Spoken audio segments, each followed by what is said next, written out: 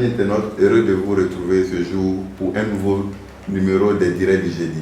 Nous recevons pour vous M. Ali Ouattara, expert et consultant en justice internationale. Il est également le président de la coalition ivoirienne pour la CPI, entendez, Cour pénale internationale. Avec lui, nous allons aborder l'actualité du moment, c'est-à-dire le procès de Laurent Gbagbo et Charles Blé Goudé à la CPI. Bonjour M. Ali Ouattara. Bonjour Rebecca. Première question, dites-nous brièvement, c'est quoi la coalition CPI que vous présidez? Oui, merci. Comme son nom l'indique, la coalition c'est un réseau des ONG pour la promotion de la Cour pénale internationale, pour la promotion de la justice internationale, pour la promotion de la lutte contre l'impunité. Donc c'est une coalition qui est une structure internationale, qui a son siège qui est à La Haye pour des raisons historiques, mais qui a son siège de raisons diplomatiques à New York. Donc nous avons deux sièges en fait. Donc nous sommes une section de la coalition mondiale qui est basée à La Haye et à New York. Et ça comprend l'essentiel des ONG ivoiriennes de défense des promotions des droits humains. Donc notre structure a vu le jour avant la création de la Cour. Donc nous avons vu le jour en 1995, donc au niveau international. La Cour a été créée en 1998. Donc la coalition a été créée pour qu'on puisse pour demander aux États de créer une cour qui peut être une cour pénale permanente. Parce qu'on a vu avec les tribunaux ad hoc, les tribunaux des Nations Unies qui ont été créés, que ce sont des tribunaux qui sont non seulement créés par les Nations Unies, qui est une structure politique, le Conseil de sécurité, mais également ces différents tribunaux spéciaux, la Sierra Leone, le Rwanda, la Yougoslavie, c'est des tribunaux qui ont été créés juste dans le temps et dans l'espace. Donc les ONG se sont dit, avec les échecs et l'insuffisance de ces structures, il fallait promouvoir la création d'une structure pénale permanente pour la justice qui puisse être totalement indépendante des Nations Unies. Et vous avez été entendu? Nous avons été entendus en 1998 lors de la conférence pénitentiaire à Rome, ce qu'on appelle le statut de Rome qui a été adopté par les États qui vont devenir des États partis de la CPI avec 120 ratifications. Et donc, depuis ce temps-là, la coalition s'est posé la question de savoir est-ce qu'il fallait disparaître ou pas.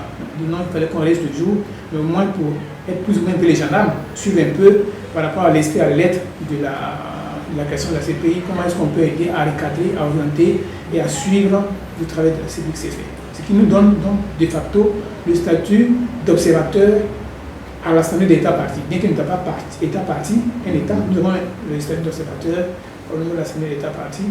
Et également, nous avons chaque année au moins 2 rencontres biannuelles avec la procureure de la CPI, avec le juge de la CPI, avec les membres du greffe, etc. Donc, on continue de travailler pour dire un peu notre façon de voir les choses et faire des remarques, des propositions pour le bon fonctionnement de la Cour. Alors aujourd'hui, des voix s'élèvent contre cette juridiction, notamment des chefs d'État africains qui menacent de se retirer. Qu'est-ce que cela vous inspire après avoir obtenu la création de cette juridiction? Vous savez, il y a souvent, nous, on a un peu le sourire aux lèvres, parce que quand on est les chefs d'État africains, c'est l'Union africaine. L'Union africaine n'est pas membre de la CPI. On dit que c'est une structure des États partis à la CPI. Donc vous êtes libre d'adhérer à cette structure-là, dès lors qu'ils ont ratifié le statut. Donc la CPI, dans le statut, justement, au niveau du préambule, dans l'article, également l'article 1, dit que les États ont la primauté des affaires, ont la primauté des enquêtes. Donc les États sont prioritaires dans les enquêtes dans les pays par rapport aux crimes qui sont commis. La CPI n'est qu'une structure qui vient donner recours, donc qui est subsidiaire. Donc si l'État accepte de ratifier, lorsqu'elle ratifie, maintenant, elle doit faire la domestication de ces instruments juridiques au niveau national pour incorporer cela dans le code pénal, le code procédure pénale, pour avoir la capacité de pouvoir juger. Quand on prend le cas de la Côte d'Ivoire, par exemple, c'est parce que la Côte d'Ivoire n'avait pas cette capacité, bien qu'elle avait sollicité la ratification, qu'elle a fait appel à la CPI. Mais si la Côte d'Ivoire a la capacité, par exemple, elle n'a pas besoin de faire appel à la CPI, elle va juger les crimes graves qui sont du ressort de la Cour de la CPI. Et c'est lorsque le procès n'est pas équitable, ou il n'y a pas de volonté, que la CPI intervient. Et donc, quand les chefs d'État disent qu'ils veulent sauter de la Cour, bon, comme ils sont fermés, parce que ce sont ces mêmes chefs d'État qui ont donné une majorité appellent la Cour à venir. Il n'y a que le Kenya, par exemple, quand on parle du cas du Kenya, où il y a le propre Muntu, c'est-à-dire le procureur s'auto-saisit lui-même pouvoir mener des enquêtes. En dehors de ça, que ce soit la Côte d'Ivoire, que ce soit même le Mali, même à côté, que ce soit la RDC, que ce soit la RCA, en tout cas la majeure partie de ces pays sont les chefs, ces mêmes chefs d'État qui ont demandé à la Cour de venir dans les différents pays pour mener une enquête. Donc c'est un peu paradoxal, c'est contradictoire. Mais on comprend que lorsque ces chefs d'État demandent très souvent de venir enquêter, la Cour, dans son souci d'impartialité, d'indépendance, met les enquêtes. Et souvent les charges sont en même temps, les faits sont à charge et à décharge. Donc si la Cour mène les investigations et qu'elle se rend compte que l'État même qui a souhaité qu'elle vienne mener, si elle a commis des crimes, va évidemment aller dans ce sens-là.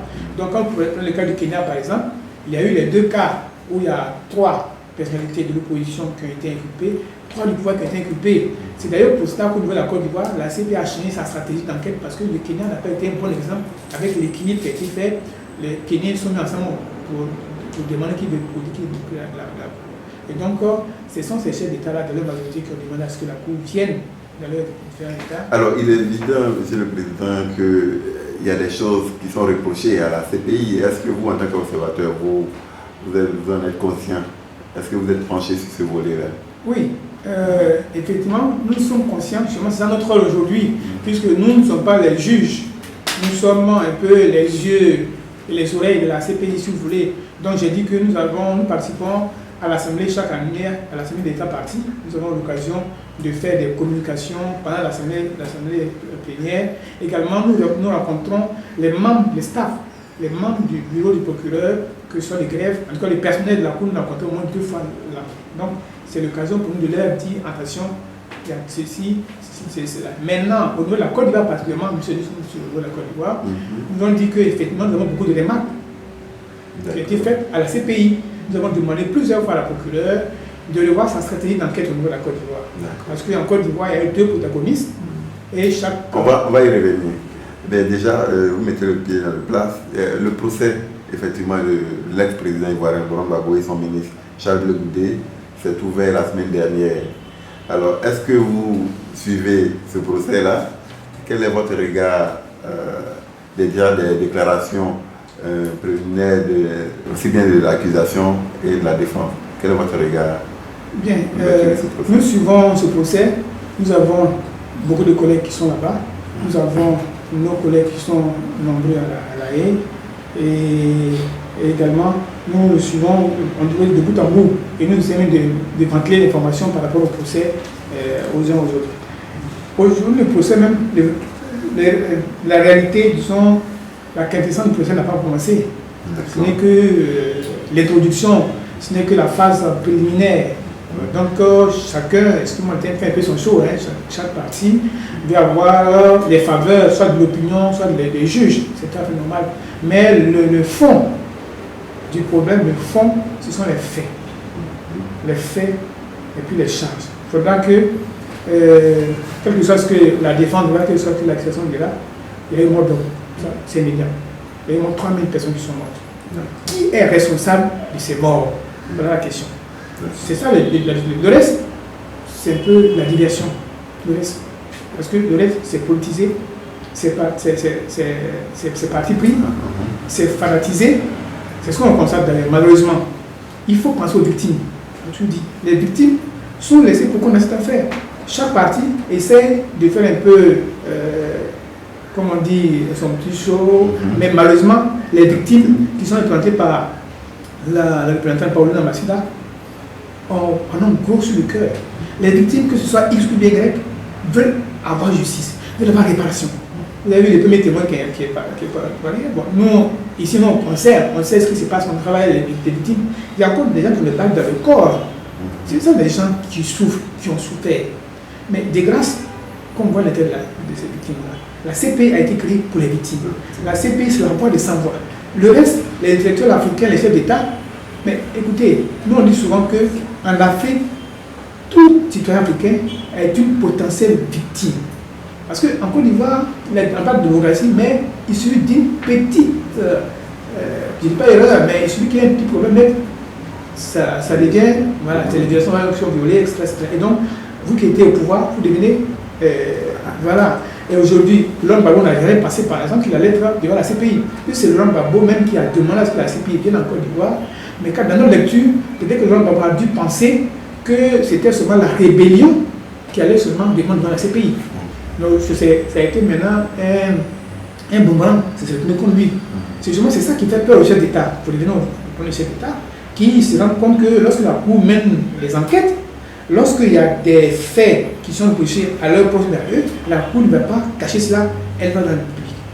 Donc nous, en tant qu'Africains, on n'est pas heureux que nos dirigeants soient transférés hors de l'Afrique. Mais en même temps, on dit que s'ils doivent être transférés hors de l'Afrique et que ça peut permettre aux victimes d'avoir réparation, d'avoir justice, nous sommes pour.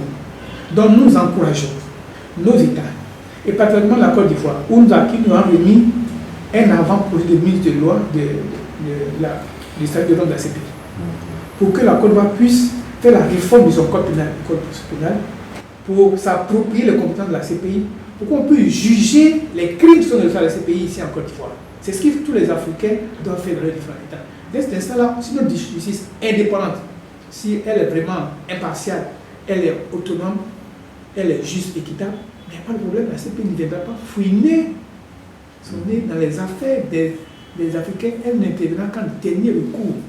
Et la ratification du statut, c'est une très bonne chose, ça permet de faire ces différentes modifications-là. Donc, on revient pour dire que mettons les victimes au centre de ce que nous faisons. Mettons-nous à la place des victimes. C'est très important. Aujourd'hui, on parle, mais demain, nous pouvons être des victimes. C'est ça la question. Ou bien, je dis souvent que si on avait des parents qui étaient victimes, ou bien si nous on avait été victimes, on n'allait pas voir ce langage, ce discours que tiennent l'État de certaines personnes. C'est ça. Ceux aujourd'hui qui sont victimes ont une autre façon de voir. Et c'est eux qui souffrent. Donc, de grâce, encore une fois, pensons aux victimes dans cette affaire. On ne dit pas que forcément toutes les victimes sont les victimes de Laurent Gbagbo et de BBD. C'est deux parties, deux cas qui étaient là. Alors, pensez-vous que la CPI a mené, dans le cadre de l'enquête sur la crise post-électorale, pensez-vous que la CPI a mené les choses comme il le faut pour tenir compte des victimes, de toutes les victimes? Malheureusement, ce n'est pas le cas. Vous savez, il y a des affaires et puis il y a la situation.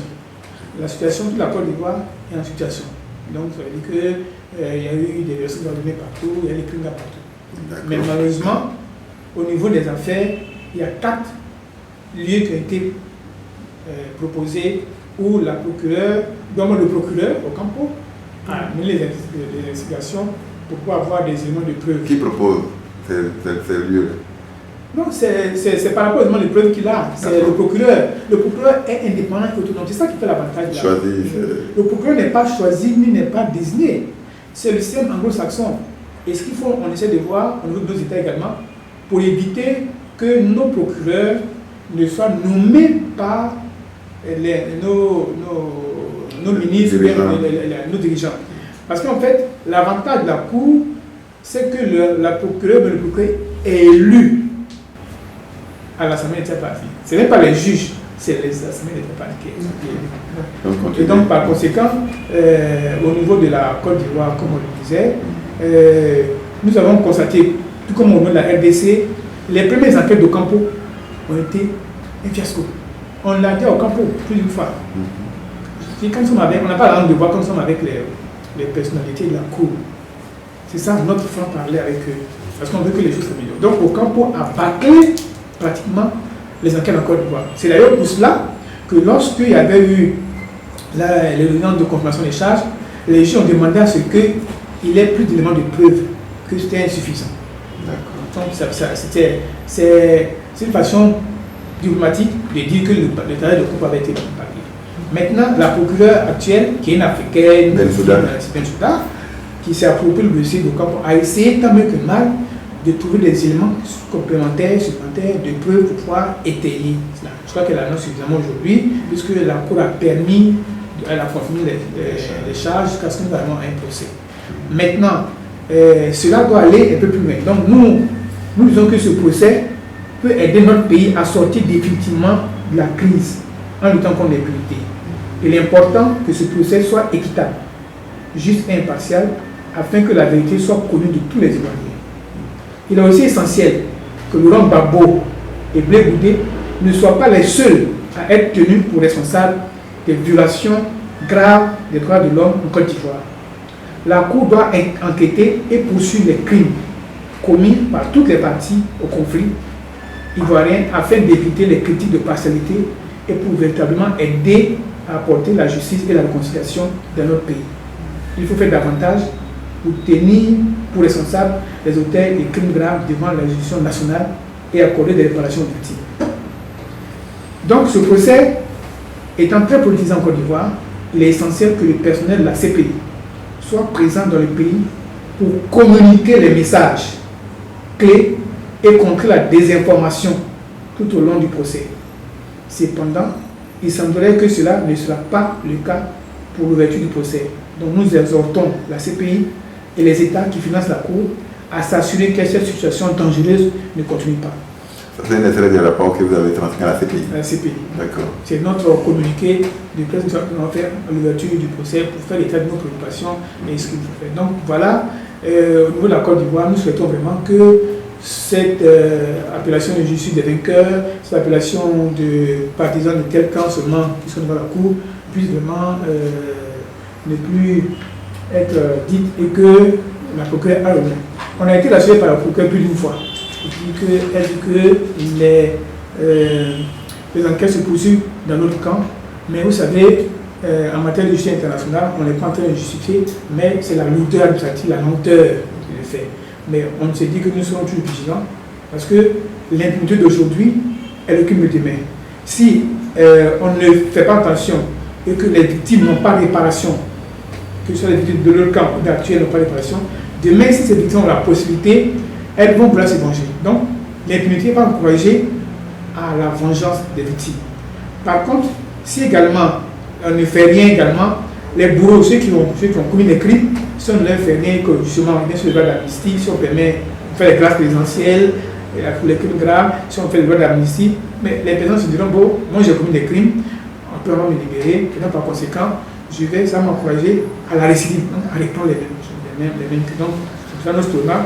C'est l'impunité d'aujourd'hui et le crime de demain. Il faut qu'au niveau de la Côte d'Ivoire, cette accession ne soit pas une réalité et que la procureure, comme elle a promis, puisse aller également jusqu'au bout de sa démarche pour que tous ceux qui ont commis les crimes, que ce soit le cas bien clair, puissent devant les juridictions, aussi nationales qu'internationales.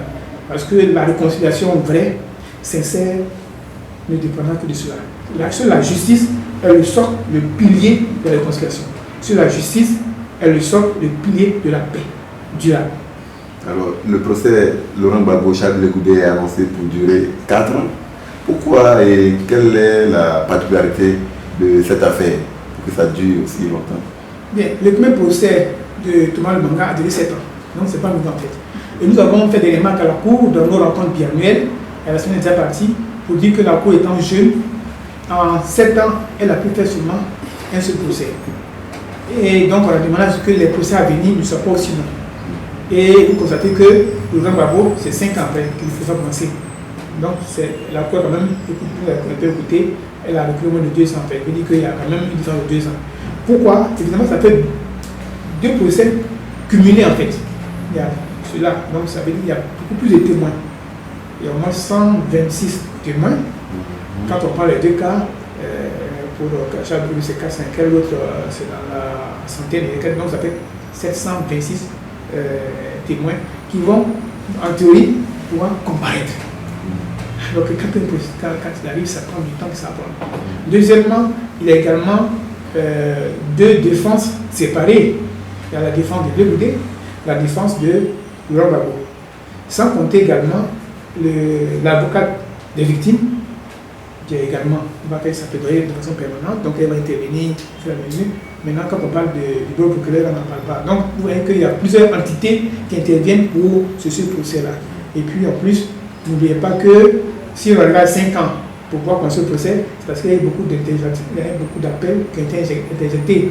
Parce que ce qui est sûr, soyez sûr que soit, puisque aujourd'hui, Laurent Gbagbo, sa santé est un peu précaire, il va avoir des moments où peut-être l'avocat s'il sent qu'il y a des difficultés de santé, il va demander à ce qu'on puisse suspendre pendant un certain temps. Ça peut allonger. Également, le fait que les avocats, s'il y a une décision qui sort aujourd'hui, les avocats peuvent interjeter appel. Également, c'est le même cas pour la procureure qui peut interjeter appel. Donc, même quand on a fait le procès, on ne donne pas le verdict le lendemain. Ça peut au moins 3 mois, 4 mois, 5 mois, 6 mois, ça dépend pour qu'on donne le verdict. Donc, tout ça mis ensemble, on est là pour des mois, pas dire fermement que c'est 4 ans. Mais ça fait 4 ans, 3 ans, combien, ça dépendra de l'évolution des choses. Mais de toute façon, malheureusement, c'est ça la justice internationale. Pour une question d'équité, une question d'indépendance et surtout d'impartialité, de transparence, puisque comme les charges sont, les éléments, les faits sont en charge et des charges, donc tout ça, ça rallonge tout ce qui est fait dans l'esprit de. Donc c'est justifié. C'est justifié. Souvent on parle de justice et réconciliation. Selon vous, qu'est-ce qui doit primer dans le cadre de ce procès, Laurent Gbagbo Charles de Goudé? La réconciliation ou la justice pure et dure? En fait, on peut dire que c'est la réconciliation pure et dure. Nous sommes à un stade où ni la politique, ni les faits politiques, les faits de société n'ont intervenu dans le processus. Nous sommes dans un volet juridique. Nous sommes arrivés, aujourd'hui, ce sont les faits qui doivent parler. C'est là que souvent, quand on envoie des journaux, mais en état c'était un leader parler, on est un peu. Souvent, bon, comme on a dit, on dit à des chefs d'État qui ont écrit à la Cour, mais c'est ridicule. C'est ridicule. Si ça connaît le fonctionnement de la Cour, ils savent que c'est de nul et de nul effet. On ne peut pas s'interférer, s'immiscer dans le processus, dans la gestion de la Cour. C'est pas possible. La procureure même, elle est indépendante. Aucun État ne peut présenter sa procureure. Aucun État. C'est pas possible. Elle est là, elle n'est pas de conduire. Elle a son mandat de 8 ans là. Et c'est quand c'est 8 ans, c'est fini. Donc, les moyens sont donnés pour fonctionner véritablement. Donc, lorsque les uns et les autres disent bon, il faut la réconciliation, d'accord. Mais la vraie réconciliation, c'est un objectif. Une réconciliation sincère. Qu'est-ce qui est le préalable? C'est la justice. La justice, elle n'est pas seulement une justice matérielle, mais elle peut être symbolique, elle peut être morale. C'est ça. Parce qu'on a l'impression qu'on dit qu'il faut la justice, c'est qu'on donne des millions de victimes. Ce n'est pas forcément ça. Non. Alors, en Côte d'Ivoire, ici, il y a eu plein de tentatives de réconciliation. Ça a donné quoi? Ça n'a pas donné. Il y a plein de lois d'amnistie. Ça n'a pas empêché ce qui est arrivé en 2010, 2011. Donc, ça veut dire quoi? Que ce qu'on dit, c'est ça qu'elle est, comme c'est ça qu'elle est la réalité. Il faut qu'on mette devant la justice. On dit tantôt, bon, on va pardonner, mais avant de pardonner, c'est les victimes qui doivent pardonner. Ce n'est pas l'État qui doit pardonner. Ça également, c'est notre problème. L'État ne peut pas dire oui, on réconcilie. C'est les victimes qui doivent accepter la réconciliation. On a vu la CDV ici, c'était un fiasco. Parce que justement, on n'a pas mis au centre les victimes. C'était les politiques qui ont voulu créer une structure pour réconcilier les Ivoiriens. Mais ça n'a pas marché.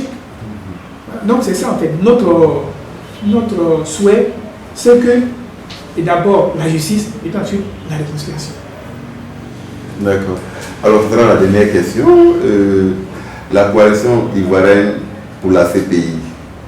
Alors, au niveau de la Côte d'Ivoire, quelles sont vos prochaines actions majeures que vous pouvez annoncer à nos internautes?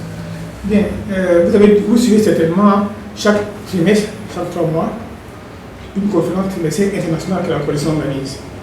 À l'hôtel, un grand hôtel de la place. Vous voulez pas faire la publicité. Et donc, notre prochaine conférence trimestrielle, la 10e de ce genre, conférence trimestrielle internationale, aura lieu le mercredi 16 mars 2016, à l'hôtel, à l'hôtel Pullman, et avec des participants qui viendront de La Haye, de Londres, de New York et du Bénin. Donc il s'agit de M. Pascal Turlan, qui est du bureau du procureur, donc c'est pour la population, qui sera là, qui est un des panélistes. Il s'agira également de Gaël Carayon, qui est spécialiste en matière de victimes, qui est de l'ONG Redresse de Londres. Il s'agira de Julien Lapia, qui est basé à New York, qui est la responsable de la coalition mondiale, qui sera là également, le coordinateur régional de la coalition, qui est basé au Bénin, qui sera là également, avec un membre du ministère qui va également passer au panel. Donc voilà l'action la plus immédiate. Mais avant cela également, nous sommes en train de, certainement, le magazine La Haye de la coalition va apparaître certainement d'ici un mois. Donc au début du mois de mars, mi-mars, justement, c'était un magazine qui paraît chaque 6 mois et donc qui prend en compte tout ce qui est actualité concernant la justice internationale, la justice nationale, la lutte contre l'impunité, les droits humains, aussi bien en Côte d'Ivoire, en Afrique que dans le monde. C'était un magazine qui est bilingue, qui est traduit en anglais et en français. Donc voilà les deux acteurs les plus proches pour ce mois de... Alors, ok. En tout cas, merci beaucoup, M. Ali Ouattara, et à très bientôt. C'est moi qui vous remercie. Encore une fois, recevez notre sincère gratitude et puis nos félicitations d'encouragement pour le travail que vous faites. Travail de promotion, pas seulement au niveau de la société, de la politique, mais surtout au niveau des droits humains. Parce que je veux c'est une politique que vous appelez pour expliquer aux uns aux autres. Nous sommes à leur disposition, nous avons nos sites, nous avons également nos blogs. On peut nous contacter aussi bien ici, à La Haye qu'à New York, pour avoir de plus d'informations. En tout cas, une fois, on demande encore une fois aux journalistes ivoiriens, malheureusement, qui sont trop partisans, de se défaire justement de ces tests partisans. On a envoyé des journalistes, on a aidé des journalistes à aller à La Haye, qui ont été formés, qui ont participé à des sessions là-bas. Grâce à la coalition, on a fait partie. Mais malheureusement, quand ces journalistes sont revenus, ce qu'on voit dans les journaux, c'était le contraire de ce qui s'est dit. Donc, encore une fois, on leur demande d'être le plus objectif possible et impartial. Bon courage. Merci à vous.